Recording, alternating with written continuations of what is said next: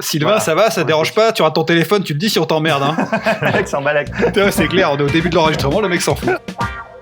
Bonjour à tous et bienvenue dans ce troisième volet du deuxième épisode de La Flasque et l'Enclume. La semaine dernière, c'était moi avec Céline Sciamma. La semaine d'avant, c'était Sylvain avec Éric Rochant. Et aujourd'hui, on va sortir du territoire français pour aller pas très loin quand même, parce qu'on va aller en Espagne avec Mathias. Et Mathias, on te laisse la parole.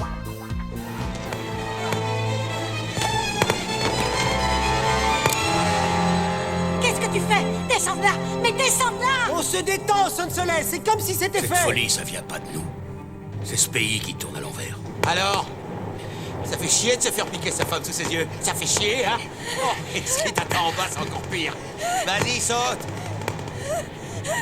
Allez, saute! Oui, le film dont je vais vous parler aujourd'hui s'appelle Balada Triste en français. Alors ça, c'est le mystère de ceux qui font les titres français. C'est comme le mec qui avait décidé de traduire à un moment tous les titres américains en Very Bad quelque chose. Very Sachant Bad que le Balada. titre original de ce film, c'est Balada Triste de Trompeta. C'est un film de 2010 qui a été réalisé par Alex de la Iglesia. Alors je vais peut-être faire un petit pitch de ce film. Alex de l'Église. Oui, Alex de l'Église en français, pour celui qui traduit les titres. On commence en 1937 à Madrid, c'est la guerre civile espagnole. On va suivre l'histoire d'abord d'un clown qui va se mettre à massacrer à lui tout seul toute une partie de l'armée franquiste. Ce clown-là va avoir un fils. Ce fils veut devenir clown lui aussi. Et puis quand il a l'occasion de voir son père lui dit que il doit pas être un Auguste, ce qu'on appelle un Auguste, c'est-à-dire le clown qui fait rire, mais un Pierrot, à savoir le clown triste. Voilà. Il va devenir clown triste et il va s'engager dans un cirque. Et à l'intérieur de ce cirque, il y a un personnage qui est lui, l'Auguste, qui dirige le cirque. Joué C'est lui- par le Gilles Lelouch espagnol. C'est lui qui a la mainmise psychologique et physique sur l'ensemble du cirque. Il y a un troisième personnage qui va rentrer en compte, c'est le personnage féminin joué par Carolina Beng, qui est Qui est son acrobate. vrai nom. Oui, c'est son vrai nom. Vrai nom. Incroyable. Elle est en couple avec cet Auguste, qui s'appelle Sergio. Javier, ce fameux clown triste, va évidemment tomber amoureux d'elle. Et il va se créer un trio un petit peu infernal et grand guignolesque qui va nous mener à des péripéties toutes plus dingues les unes que les autres. Est-ce que tu veux nous en dire quelques mots sur toi, ce qui t'a plu, ou est-ce que Oui. on prend la parole? Ah, Je connaissais Alex de la Iglesia, j'avais vu assez vite ses premiers films, avant qu'il soit connu à l'international, et de manière un peu bizarre, c'est-à-dire que j'avais une prof d'espagnol qui nous avait montré un film de Alex de la Iglesia, ça m'avait plu, et je m'étais mis à regarder ses autres films. J'avais trouvé ça super. laisse vraiment rentrer n'importe qui dans l'éducation nationale, quoi. Je te le fais pas dire, même moi. C'était lequel le film? Ces Oh, films, putain, je le les ai mec vus est quasiment tous. Mes chers voisins en français, Los Vecinos en espagnol, Le crime farpé en français. 800 balles, excellent. Film hommage au western spaghetti, puisqu'il se tourne dans les décors des western Almeria. spaghetti à Almeria, tout à fait. Et en fait, Balada Triste, j'avais pas trop guetté sa sortie, j'avais été un peu passé à autre chose après avoir regardé les Alex de la Iglesia, et j'étais tombé dessus à la télé, sur Canal+, quand il était passé sur Canal+. Et je l'avais vu, et en le voyant, je me suis dit, putain, mais c'est quoi ce film? Ça déchire et tout ça. Et donc, en regardant sur le programme, j'avais vu que c'était un film d'Alex de la Iglesia, ce qui n'a rien enlevé à mon plaisir. Et voilà, ce que j'aime dans ce film, il y a plein de choses. Déjà, la mise en scène, la lumière, c'est travaillé, c'est beau, c'est du cinéma avec un grand C. Moi, c'est vraiment ce que j'adore. Les plans sont beaux, sont compliqués. Toute la découverte de ce cirque-là, qui est totalement dingue et génial. Et puis, la façon de raconter cette histoire qui est en fait une fable, un conte tragicomique. Je trouve ça assez génial. Moi, ça m'emmène totalement jusqu'au bout. C'est vraiment très représentatif de ce qu'est l'Espagne, quoi. C'est-à-dire à la fois un destin totalement tragique et en même temps une sorte de drôlerie, de jovialité des habitants, et ce contraste finalement entre l'humour, l'absurde et la tragédie de la guerre civile et de la dictature de Franco qui dura jusqu'en 1975 et qui reste d'ailleurs un traumatisme pour beaucoup d'Espagnols, puisqu'il faut savoir qu'ils n'ont pas récupéré la démocratie par les armes ou par la bataille, mais c'est par hasard en fait. C'est-à-dire que Franco a désigné son successeur et que son successeur a instauré une monarchie parlementaire. Et donc le fait de ne pas avoir récupéré la démocratie par la force, je pense que c'est un traumatisme. Ça dit beaucoup de choses de ce qu'on peut retrouver dans ce film. Et je finirai d'ailleurs avec une anecdote qui va appuyer mon propos, et puis après je vous laisse la parole. J'ai pas mal traîné en Espagne, j'ai des amis espagnols, et un jour il y avait une fête. J'ai essayé de comprendre cette fête, elle est faite en l'honneur de quoi. Et en fait c'était en l'honneur d'une bataille que les Espagnols avaient perdu contre Napoléon. Je bloque quand il me dit ça, quoi, parce que j'ai l'impression de mal traduire l'espagnol. Et il me dit non, t'as bien entendu, chez nous, on est assez cons, on fait des fêtes en l'honneur des batailles qu'on a perdues, mais c'est ça l'Espagne. Et je trouve que c'est assez représentatif de ce qu'est l'Espagne et que ça se retrouve dans le film Balada triste de Trompeta. Écoute, moi alors c'est un film que j'avais vu à l'époque parce que le premier film que j'avais vu de lui, c'était 800 balles, que j'avais trouvé super fun à l'époque, très bien réalisé. Enfin, je trouvais ça sympa. Je vais regarder le reste de sa filmo et l'autre film qui était disponible, donc c'était celui-là. Bon, je l'avais vu quand même il y a 6 ou 7 ans. Et je me demandais que, du coup, que ça me ferait de pouvoir le revoir, et je me suis rendu compte que je l'aimais toujours autant en le voyant. C'est pas forcément le film que je vais chercher à avoir dans ma collection, mais par contre, je trouve ça fun. Je trouve que c'est un bon film de soirée entre potes ou de couple si tu as la chance d'avoir une femme qui aime le cinéma. Et la boucherie du film. Je trouve que il y a plein de petites choses dans ce film qui oscillent entre le tragique et le comique. J'aime beaucoup l'introduction du film qui, du coup, t'insère à la fois des images du film et des images de l'évolution de l'Espagne à travers le temps, ce qui, en un seul générique, te permet de situer le contexte. Et des monstres de cinéma aussi. Bon, après, le film est un hommage à Freaks de Todd Browning, mais ça, c'est assez évident. En tout cas, pour quelqu'un qui a un peu de culture cinématographique. Ça, c'est assez évident. Moi, et ma main dans ta gueule, c'est évident aussi. J'y crois pas, quoi. La violence veut tout dire sur votre capacité à argumenter. Ouais. Bon, après, il faut quand même dire que le film n'a coûté que 7 millions, ce qui est quand même très peu, quand on pense qu'à l'époque en France, pour 31 millions, on faisait Adèle Blanc-Sec. Et avec ces 7 millions, il a quand même gagné, bon, dans son pays, on trouvera que c'est un peu logique qu'il ait gagné le Goya des effets spéciaux en 2011, mais à Venise, il a quand même gagné le Lion d'Argent en 2010. Il y a un moment qui m'a beaucoup fait rire dans le film, c'est le training montage avant l'affrontement final entre les deux. Ça m'a fait beaucoup rire de voir un training montage façon Rocky entre deux clowns. Après, il y a des choses qui sont ce que j'appelle des passages obligés du cinéma espagnol. Donc, ça parle très fort, ça baisse très fort, ça tape très fort. Et puis bon, ça me ressemble aussi. Oui, bien sûr, bien évidemment. Il y a des clins d'œil sympas. Le clin d'œil à Buñuel avec la partie de chasse et l'homme qui devient animal. Bon, j'ai trouvé ça un peu moyen, mais ça raccorde les wagons avec le mec qui avait tué son père. Enfin bon, voilà. Bon, la scène finale, elle est peut-être un peu too much, mais visuellement, comme elle est sympa et que comme tout le film a été un peu comme ça, arrête, ça passe. N'importe quoi. Je suis pas un grand fan de la fin en soi, quoi. Ouais, oui, putain, c'est découpé n'importe comment. On dirait que c'est Michael Bay qui fait le montage. Déconne pas quand même. Des effets spéciaux pourris, tout le monde fait n'importe quoi. D'ailleurs, tout le monde se jette n'importe comment, n'importe où dans cette fin. Retire tout de suite ce que tu viens de dire. T'as raison, ça semble très à l'espagnol. Retire tout de suite ce que tu viens de dire sur notre ami Michael. Hors de question, je maintiens. J'ai vu il y a peu de temps en Transformers 3 La face cachée de la lune. Je pense que j'ai un problème à la rétine depuis. J'ai perdu 2 sur 10. On ne juge pas un homme sur ses échecs. Bref, revenons à notre sujet. Mais en tout cas, moi, j'ai beaucoup aimé et je trouve que ça manque un peu de choses comme ça chez nous. Ça m'a rappelé Doberman, en fait. Et cette espèce d'énergie qu'il y avait à l'époque et cette envie de faire les choses peut-être quelque chose de différent, de moins académique. Mais de mon expérience du cinéma espagnol, j'ai l'impression que ils sont pas si académiques que ça et qu'en général, ils ont leur touche, quoi. C'est un truc particulier. Mais en tout cas, moi, j'ai bien aimé, ouais. C'était plutôt cool. Non, c'est clair, t'as raison, Mathias. On sent tout de suite, moi, je suis pas un fin connaisseur du cinéma espagnol ni de l'Espagne. Le très peu que je connais, t'as l'impression qu'effectivement, c'est un pays qui a un vrai problème. Et ils sont tous complètement hystériques là-dedans. Dans leur cinéma, tout le monde gueule en permanence. Ah oui, c'est sûr que tu te prends des couleurs, ça coupe dans tous les sens. Même les cinéastes, t'as l'impression que même quand ça va trop vite, ça va pas assez vite, quoi. Donc les mecs, il faut qu'ils en mettent un paquet, ça crie. Alors, c'est chouette, c'est assez jubilatoire. Tu sens qu'il y a un truc, une énergie jubilatoire festive. Il y a un truc complètement hystérique dedans, qui est, j'avoue, n'est pas ma came. Après, du coup, moi, donc en vrai dans le film, je trouve que justement ce rapport à l'excès, sur lequel je reviendrai après, parce que pour moi, il fait du sens quand même. À un moment donné, je trouve que tu perds la maîtrise. On peut tout justifier, on peut trouver que c'est cohérent, on peut trouver que ça fait sens, etc. Mais à un moment donné, dans la surenchère, tu finis par te perdre, par nous perdre. Et d'ailleurs, je trouve que ce qui se passe à la fin, ça semble à la fois inévitable, mais en même temps complètement sorti de nulle part. Après, j'ai l'impression qu'il l'assume totalement. Et c'est planté en fait dès la première séquence. Je veux dire, il te met pas des mecs en train de parler à la terrasse d'un café et il te met des clowns au milieu de la guerre civile espagnole. Le mec, il te pose des mecs excessifs par nature, des clowns. En train de massacrer l'armée franquiste avec une machette. Voilà, dans un environnement excessif. C'est effectivement du tragicomique au sens où il pousse aux extrêmes. C'est pas du tout un cinéaste qui va se poser dans le milieu. Et Je me suis dit, bon, ok, il y a un truc espagnol là-dedans, ok, comme nous, on pourrait avoir le cinéma un petit peu distancié avec que des plans larges où il se passe rien. Eux, ils ont ce truc-là de folie furieuse constante où tout le monde gueule et se tape dessus.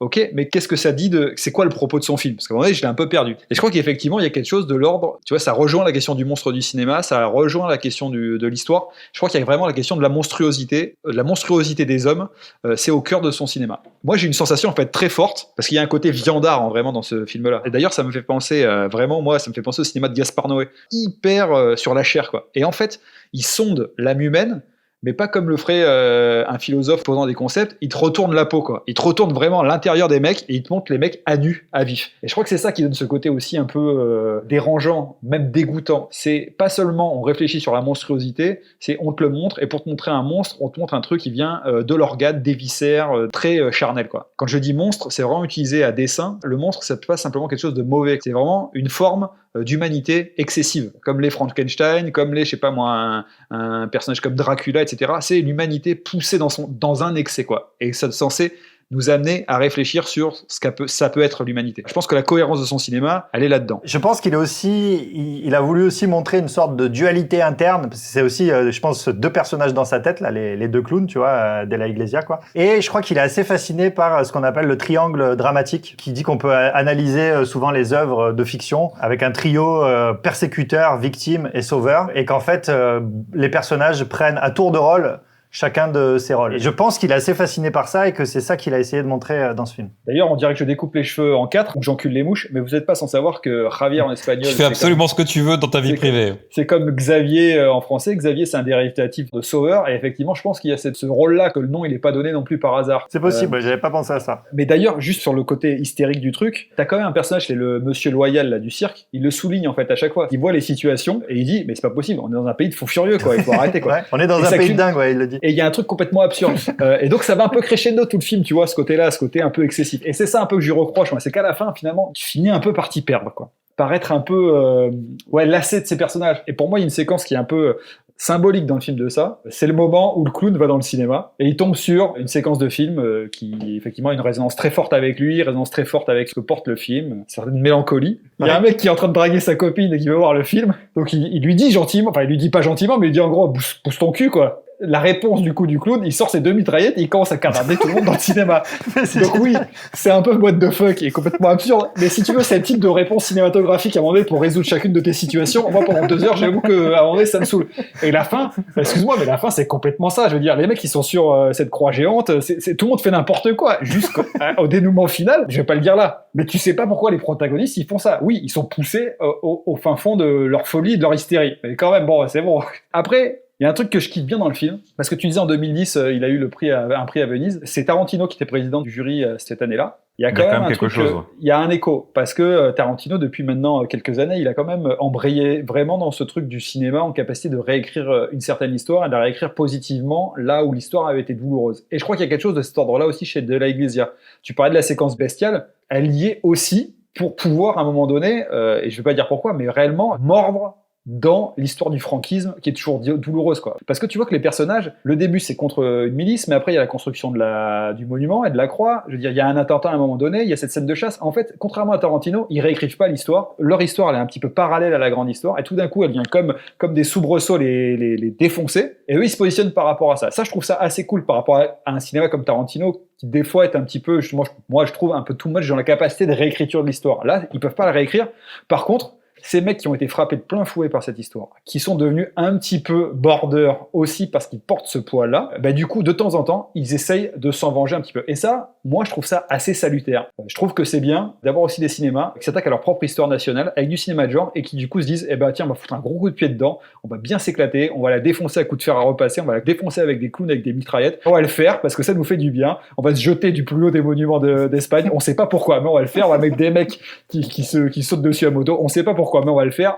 Mais il y a un côté jubilatoire de dire, bah voilà, cette histoire-là, notre passé, entre guillemets, ne nous aura pas complètement. C'est pas notre passé qui va définir qui on est, et on va pas vivre, même si on est limite, on va pas vivre tout le temps dans ces traumas-là, quoi. Et ça, je trouve ça plutôt cool. Juste avant de redonner la parole à Sylvain, je vais rebondir sur un truc que vous avez noté tous les deux, et notamment toi, Romain, t'as parlé du montage. Et moi, j'avoue que c'est le seul truc qui m'a un petit peu dérangé dans le film, à 2 moments. Et notamment, au début, il fait un super plan séquence pour la découverte de ce cirque là. Et effectivement, il coupe ce plan séquence au milieu pour montrer d'autres trucs et tout. Et j'ai trouvé ça hyper dommage. Alors toi, tu disais que ça participait du côté hystérique, c'est à remettre du rythme et tout ça. Moi, j'ai trouvé que c'était juste dommage parce que tu fais un putain de plan séquence avec un décor de ouf derrière. Garde-le quoi. Et limite inclus ce que tu veux montrer dans ton plan séquence. Trouve un moyen, mais le coupe pas comme ça au milieu pour montrer une connerie, une blague, un truc. Là, je suis d'accord. Et ça m'a fait le même effet effectivement à la fin dans ce grand n'importe quoi que moi j'ai adoré sur la croix. Mais j'ai trouvé que le mec en moto là qui vient s'éclater sur la croix, j'ai trouvé que même ça c'était mal monté. C'est-à-dire que tu pouvais le mettre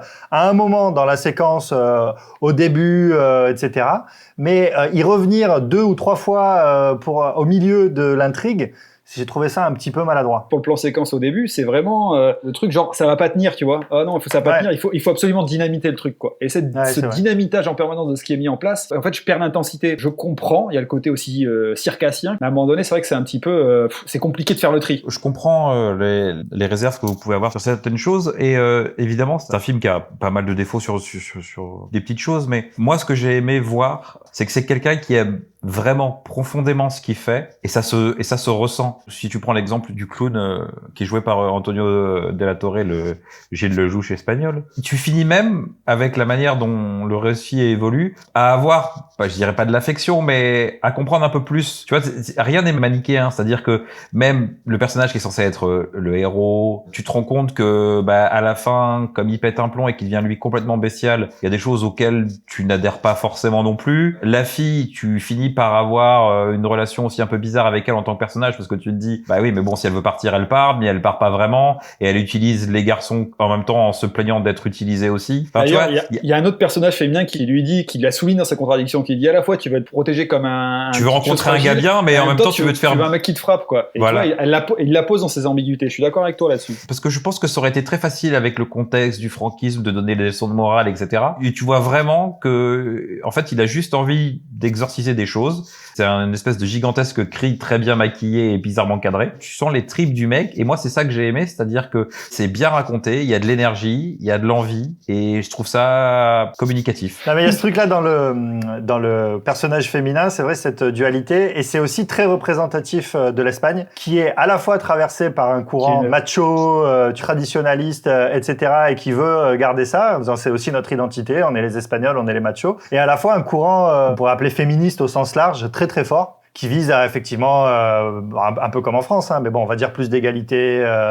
hommes-femmes, etc. En fait, il y a une limite à ce type de film, justement, et pour moi, le film atteint sa propre limite lui-même au fur et à mesure qu'il se déroule. Il pointe une certaine monstruosité, qui n'est pas un truc binaire entre méchant et gentil, mais un truc plutôt ambivalent au sein de chacun d'entre nous, dans des dispositifs complètement excessif. Et en faisant ça, il y a vraiment un accent qui est mis sur la question de la chair, de la peau, des organes, de la violence, de la meurtrissure, etc. Sauf qu'au fur et à mesure des films, plus il y a de surenchère, plus on perd ce côté organique, plus on perd ce côté viscéral. Et on va s'enfermer de plus en plus dans un truc qui est effectivement monté de manière épileptique, blindé d'effets spéciaux, avec une surenchère de musique. On s'éloigne de la question des hommes, de leur corps, de la chair, de ce type de souffrance-là, de douleur ou d'excessivité-là, pour aller à une excessivité qui est de plus en plus artificielle. Et moi, je trouve qu'à ce moment-là, en fait, le film perd complètement son propos, parce que dans cette artificialisation de la fin, artificialisation des effets spéciaux, de la musique, du montage, etc., finalement, tu perds ce qu'il avait mis au départ. Les effets spéciaux, la musique, le montage vient gâcher un rapport au monstre, au corps, à l'organe qu'il y avait au départ, et qui, du coup, s'est perdu en cours de route, quoi. Moi, il est bien évident que je recommande ce film, puisque je suis venu avec. Toi, Romain, est-ce que tu recommandes ce film ? Alors, moi, je dirais,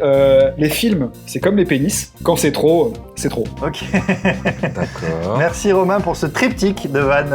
Voilà, pour ceux qui comprennent pas, il faut que vous alliez voir les épisodes de la semaine d'avant. Sylvain, est-ce que tu recommandes Balade attristé ? Ouais, je recommande Balade attristé, je recommande en général le cinéma d'Alex de Iglesias et je recommande tous les films que vous pouvez voir avec Antonio de la Torre.